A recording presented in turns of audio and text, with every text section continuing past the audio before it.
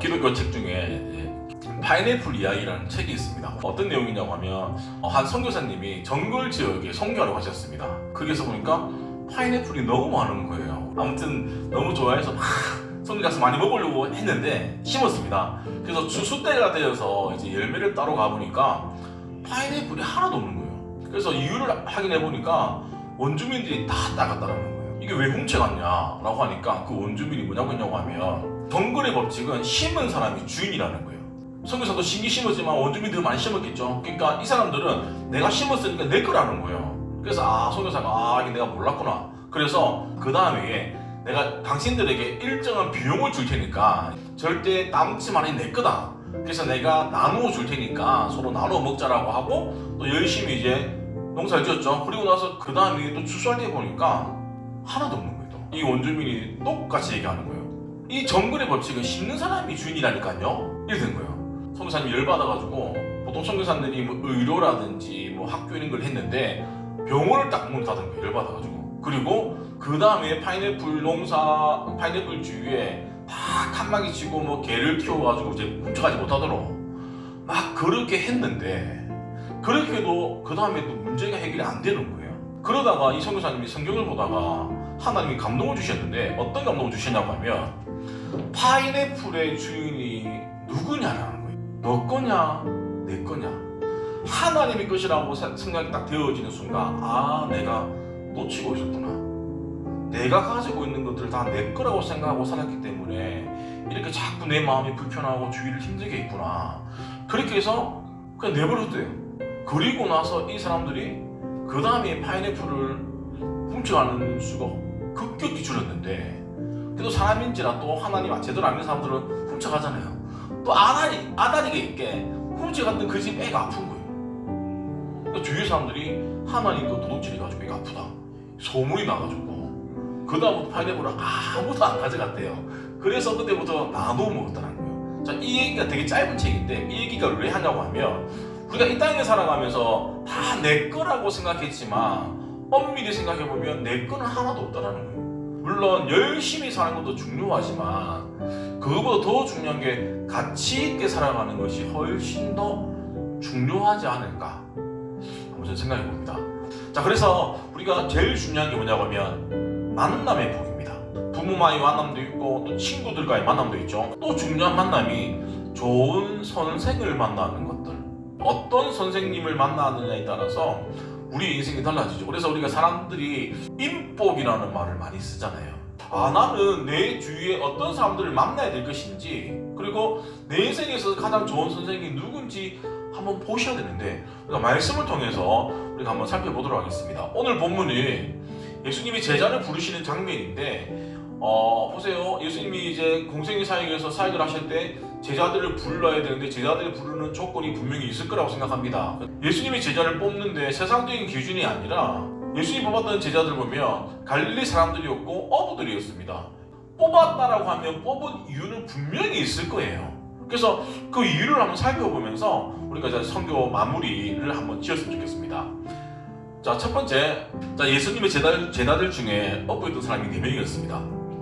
시몬과 안드레와 요한과 야고보인데 이들은 전형적인 어부인데 그냥 부모들이 해왔던 거 물려받아서 살아가는 사람들이었는데 자, 이 어부들을 보시고 예수님이 호숫가에서 그물 던지는 어부들에게 어떻게 말씀하시냐고 하면 더 깊은 곳에 데리고 가고 싶었어요.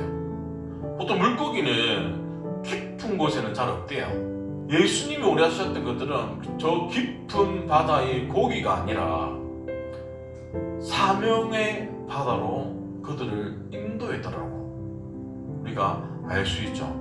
예수님은 우리 세상 사람들의 기준에 다르게 엘리트 중심들 부른 게 아니라는 거예요. 예수님이 부르신 그 사람들은 전적인 주님의 은혜라는 겁니다.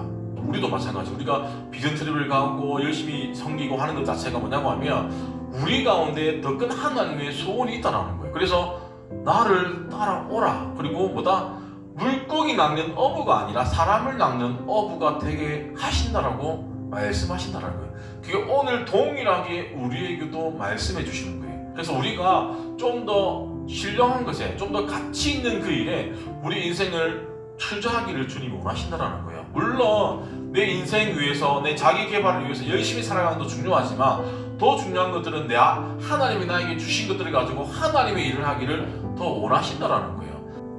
그래서 우리가 좀 더 열방을 품을 수 있는, 그게 하나님의 뜻임을 우리가 기억하셔야 됩니다. 특별히 하나님이 보시는 눈과 사람이 보는 눈은 전혀 다르다는 거예요. 사람은 외모를 봅니다. 그런데 하나님은 뭡니까? 중심을 보신다고 여러 번 말씀하고, 그래서 주님이 모세를 부르셨을 때 모세가 뭐 하고 있었습니까? 미디안 강에서 양치고 있었잖아요. 그런 그를 불러서 출애굽을 시킵니다. 모세 가운데 있는 중심을 주님 보셨다는 거죠. 야곱도 마찬가지. 야곱 얼마나 거짓말 잘합니까? 그 거짓말 잘하는 야곱이었지만 야곱의 중심을 주님은 보셨다는 거예요. 중요한 게 뭐냐고 하면 주님이 불러주시는 게 중요한 게 아니에요. 불러주셨을 때에 우리가 어떻게 반응하느냐가 훨씬 더 중요합니다. 주님이 제자들을 불렀을 때에 부르는 것만으로도 되게 은혜인데, 불렀다라고 해서 네 가만히 있으면 아무런 일도 일어나지 않습니다. 우리가 자녀를 양육할 때 예를 들어서 애야 뭐 좀 해라 라고 하면 애들 반응이 세 가지 반응이에요. 네 하고 바로 반응하는 친구가 있고, 네 잠깐만요 네 할 것 좀 하고 갈게요 사람도 있고, 네 하고 안 하는 사람이 있어요. 자, 그러면 보세요. 우리 부모의 마음에서 어떤 애가 가장 부모가 마음이 갈까요?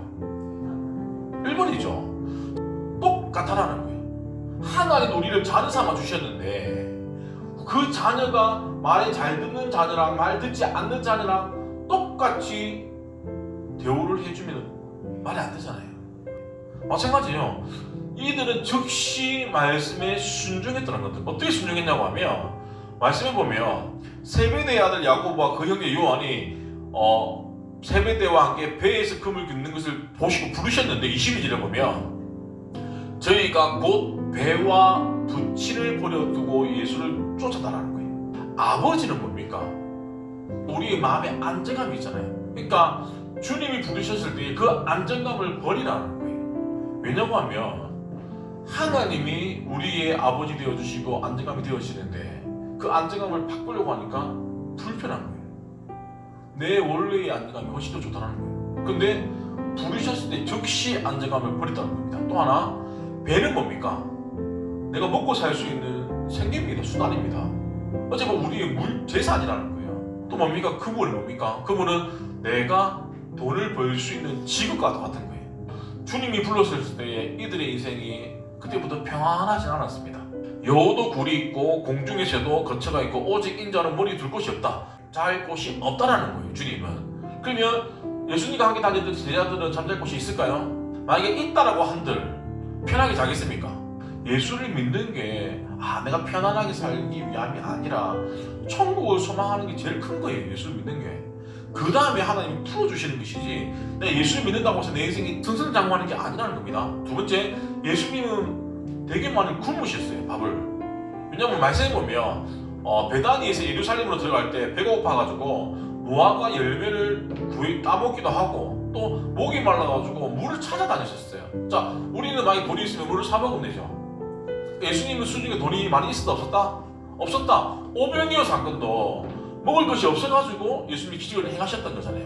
그러니까 우리가 예수를 믿으면서 내가 굶을 수도 있다는 거예요. 좀 또 하나 제일 큰 거는 예수님이 예수 믿고 따라갔는데 예수님 십자가에 못 박혀 돌아가시네. 그때부터 이 제자들은 우왕좌왕합니다. 그리고 예수를 저주하기도 하고 자기 살려고 베드로처럼 부인하기도 하고 예수 때문에 인생이 꼬였다라고 생각하는 제자들이 있었어요. 근데 이들이 진짜 성령을 체험하고 나서는 그들의 인생이 바뀌어지게 되죠. 사도행전 봐가지고. 마찬가지입니다. 우리가 그들을 볼 때는 세상 사람들은 예수님의 제자들, 예수님이 십자가에 못 박혀 돌아가시니까 이들은 다 실패자였어. 그럴 줄 알았어라고 하지만 성경을 보는 우리는 그들이 실패자가 아니라 성공했던 성공자임을 우리가 아실 수 있다는 거예요. 특별히 우리가 예수를 믿음에 있어서 신앙생활 하면서 조금 손해보는 것도 있고 남들에게 비아냥거릴 수도 있지만 중요한 것들은 그들이 성공했던 그것들을 기억하면서 우리도 뭡니까? 참으셔야 된다는 거예요. 왜냐하면 우리는 이 땅에서의 행복이 소중한 것이 아니라 영원한 행복을 찾아가는 사람들이기 때문에 이 땅에서 좀 힘듦은 이겨낼 수 있다라는 거예요.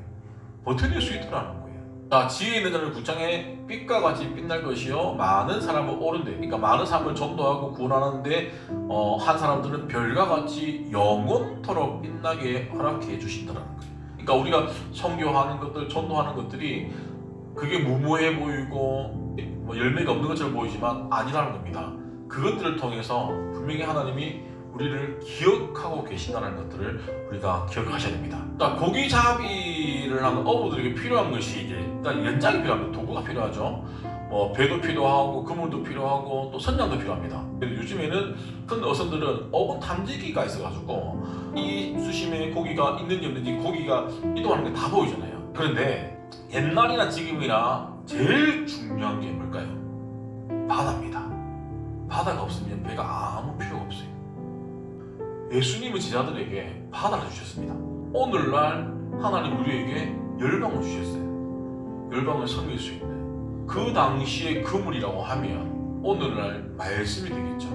그 당시 배가 있었다고 하면 오늘날 교회라는 거예요. 그리고 그 당시 선장이 중요했다고 하면 오늘날 우리의 선장 되시는 예수님이 선장님이라는 거예요. 그래서 하나님 나라의 고기잡이는 2000년 동안 계속되어집니다. 그 고기 잡는 이 상황들이 제도와 모양과 형태는 자꾸 바뀌었지만 교회라는 그 배 안에서 계속적으로 우리가 잃어버린 영혼을 구원하기를 주님은 원하신다는 거예요. 더 나아가서 주님이 우리에게 이렇게 말씀하고 있죠. 함께 가자라고. 그 길에 우리 열방교회 성도님들이 함께 가는 것이 주님의 기쁨이라는 것들을 우리가 기억하셔야 됩니다. 자, 현세에 있어 집과 형제와 자매와 어머니와 자식과 전토를 100배나 받되, 그러니까 복도 받는데 박해를 겸하여 받고 내세의 영생을 받지 못할 자가 없다는 거예요. 그러니까 결국에는 내가 주님께 내 삶을 내어 드렸을 때에 주님이 나에게 복도 주시겠지만 너도 박해도 함께 받는다는 거예요. 100배를 받는다라고 하는 것들은 뭐냐고 하면 인위적인 어떤 사람의 노력으로 받을 수 있는 수치는 절대 아니라는 거예요. 주님은 천지를 만드신 분이잖아요. 그게 가능하다는 거예요. 뭐 했을 때, 부르실 때, 즉시 순종할 때. 기도하도록 하겠습니다.